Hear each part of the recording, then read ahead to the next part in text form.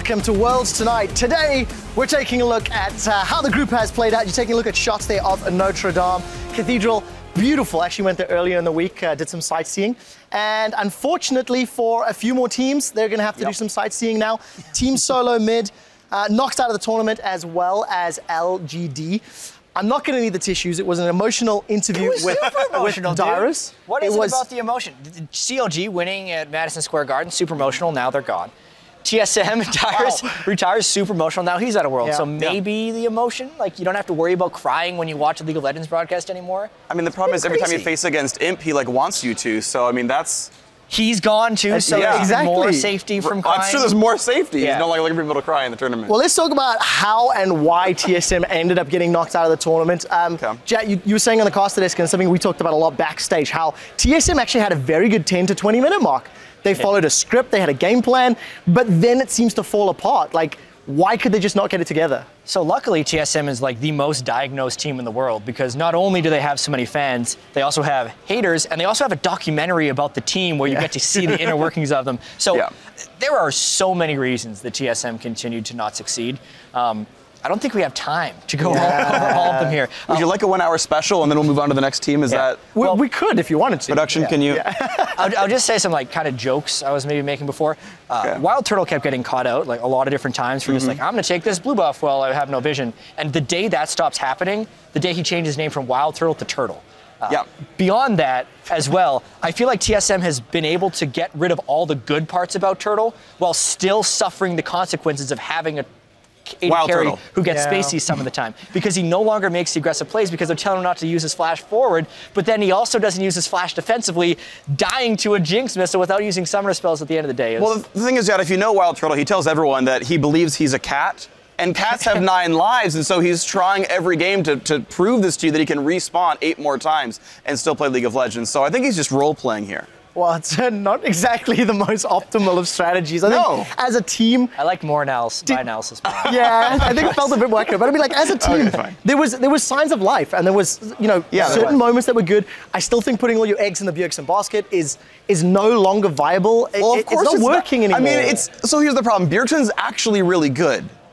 And that's what it comes down to. Like, there was the graphic at the very beginning of the match where it's like, Bjergsen is like the #1 damage share of all mid laners at Worlds. Everyone else is 15th of everyone in their role at Worlds. Like, Bjergsen's actually incredibly good. And the problem is the rest of the team is not up to his caliber. So, like, whether you like it or not, Bjergsen is your carry. So, you know, find stronger players, find better coaching, whatever it is. But you have exactly one bright point. I also don't know what happened to Lustboy. He was potentially the weakest player on Point blank binding did not connect today. I mean, level 1 face check. Cocoon missed as well. I mean, let's be fair, but I mean, you're right. Just difficulties. Similar scenario, similar story maybe for LGD. Although this is just in reference from week 1 to week 2. Game 1, Deficio came out with some very strong words that LGD managed to look worse than in week 1. But then they pick up like 2 surprise wins, and all of a sudden, like, you know, beat Origin, who was topping the group. And look, the last game was a little bit more chaotic. Revenge over TSM as well. And that's the thing is, like, I was like, happy and sad to see LGD this tournament. So I was happy that we got to see 1.5 like real LGD games. We saw like their game against Origin felt like LGD as LGD is supposed to be, and about half their game against TSM, the first half felt like LGD being LGD. I'm like, man, this is the team that was at Worlds. This is the God-V that we had as like the #3 player at the entire tournament. Conspiracy theory, really quick. Flame 2-1.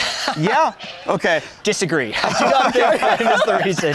Conspiracy theory vanquished. Really? Come on. For me. We could go into that. But Flame got Flame Rise in his very first game at Worlds. He was not exactly the reason they won. And then 1-2 game. It was like 1-1-2 when the team had 15 kills. And it's like, all right, man, you're doing it. But aside from that, here's my theory for LGD. I think there's a lot of times like they didn't necessarily get good practice in. It didn't seem like they practiced very much between week 1 and week 2.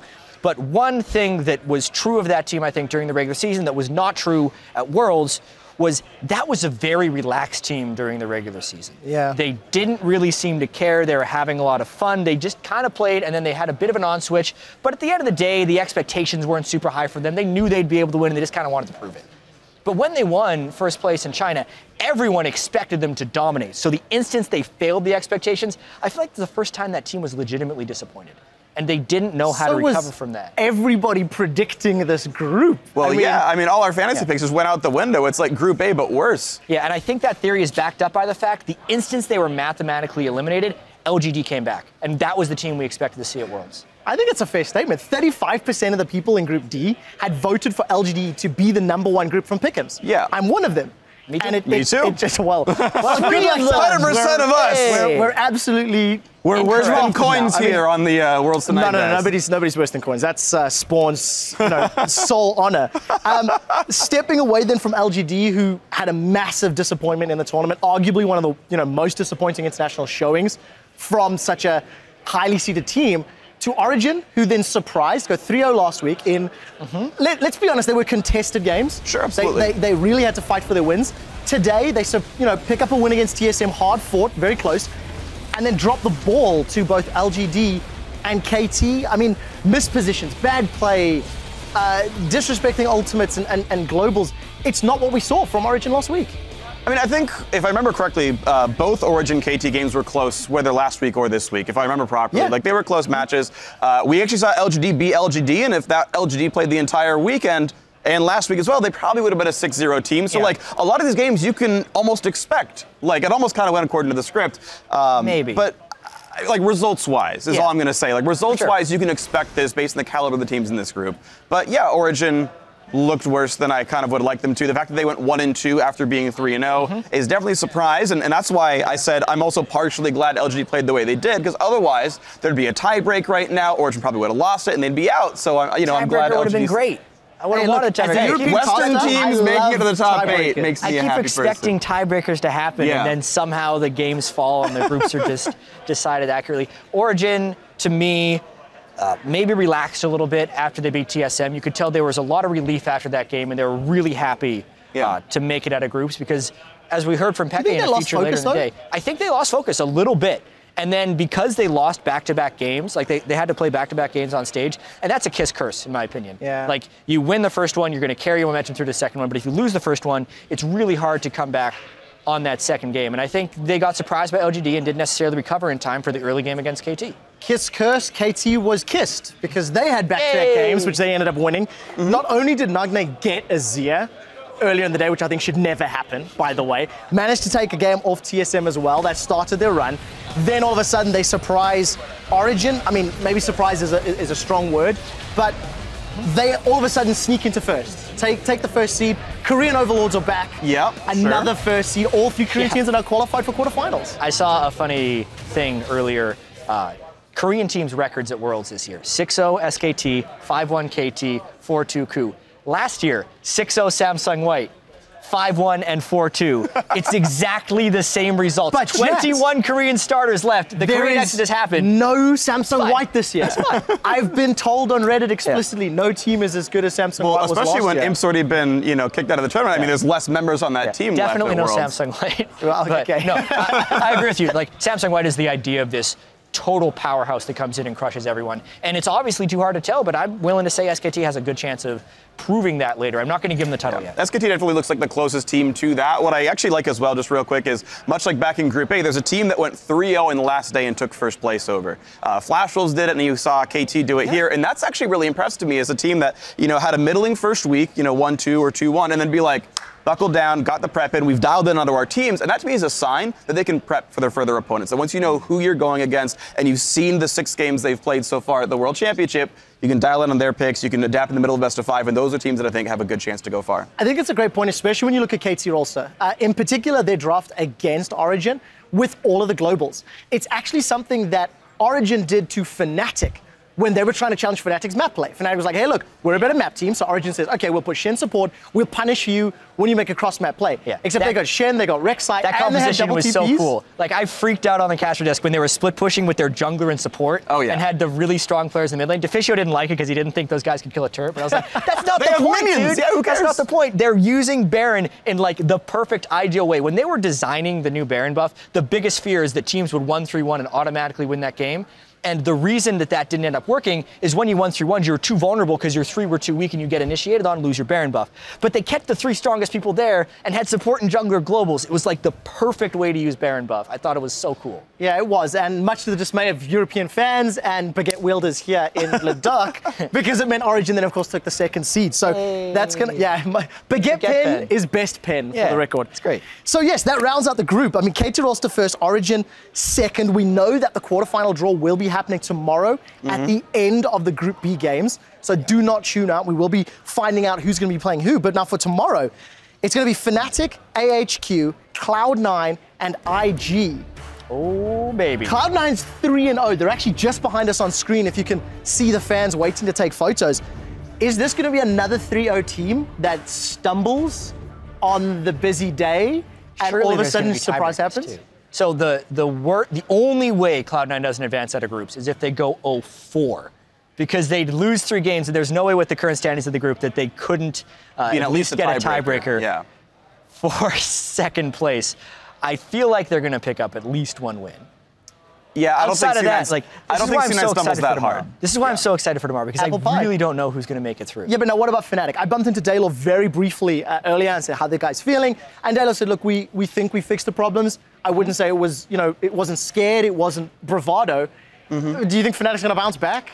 I do, because I think their issues were the most fixable. Like, their things are, okay, you're clearly playing overconfident. This is something you can fix in a week, right? Go scrim SKT, get your teeth kicked in a little bit, be like, right, okay, we can't just jump on everyone and be really stupid about this. Like, there's, of course, other 1 and 2 teams in that group. Obviously, they all had mistakes, but that's the easiest to fix, I think. But I'll say of the 1 and 2 teams, Fnatic had the most winnable games. Okay. They had the games late in the stages where if they executed properly, they would win. And that's something IG and AHQ didn't have as many of. AHQ pulled a late game victory over Fnatic. Westor, Fizz as well, phenomenal performance. And IG, the 3rd of the Chinese teams. We've lost 1 Chinese team. LGD, the first Chinese squad to never or to not make it out of groups. What do you think of these 2 squads and their chances? Because we've touched on the Western teams. Yeah, I mean, I think there's still a good chance. Like, the fact that everyone beat everyone else and Cloud9 got what I would consider kind of fluky wins and people kind of underestimating them. I mean, everyone seriously does have a chance because they all beat each other. The fact that AHQ was able to rely on their AD carry so well. They played a Jinx Tahm Kench comp, and Jinx could never die, so congratulations, On got to carry all the games. Like, that's a good thing to have here. And most of the bot lanes that he's up against are not very aggressive either, right? Kid and Kitties are actually kind of fairly weak, and the fact that On can just farm safely against Rekkles and Yellowstar, who aren't really known for lane dominance. So, like, that's a player that can continue to carry and bring AHQ up. Well, we'll find out if they do. Yeah. Before we end Worlds tonight, before tomorrow. Worlds tonight.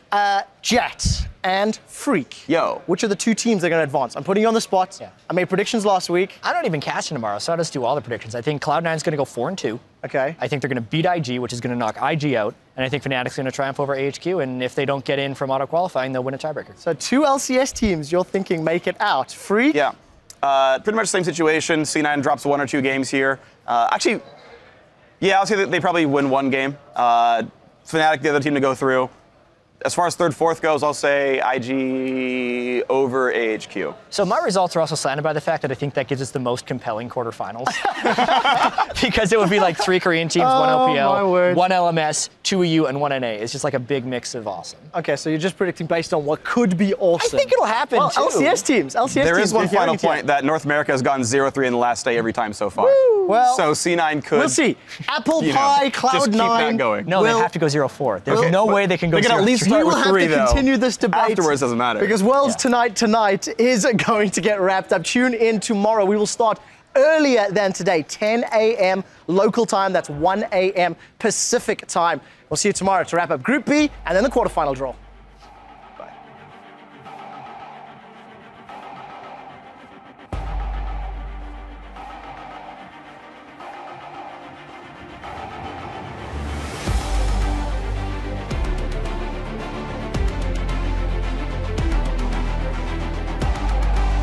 Here in our first game of the day, today we find out who from Group D moves on to the quarterfinals.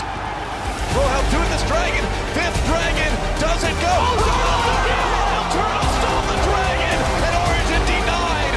Jinx. Malphite, just kill Malphite. Take care of the Jinx, take care of the Jinx, take care of the Jinx Cyril. Syndra from behind you, Syndra behind you, Syndra behind you. She's dead. Good job. And Origin 4-0 already. Alex